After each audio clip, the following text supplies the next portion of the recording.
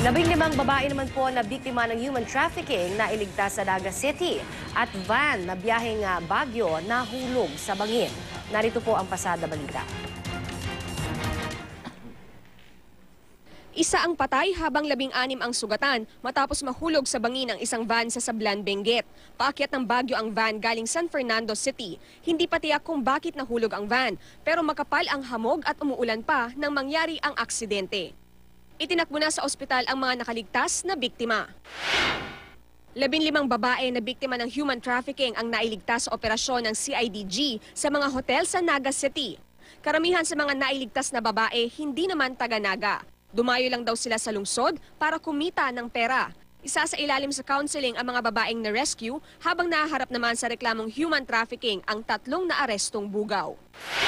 39 na residente ng Zamboanga City ang naospital dahil sa pagdurumi at pagsusuka dahil umano sa maruming tubig.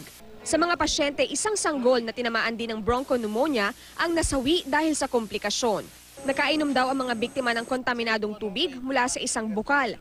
Inaalam pa ng City Health Office kung paano nahaluan ng dumi ang inuming tubig ng mga residente. Para sa unang balita, Victoria Tulad, reporting.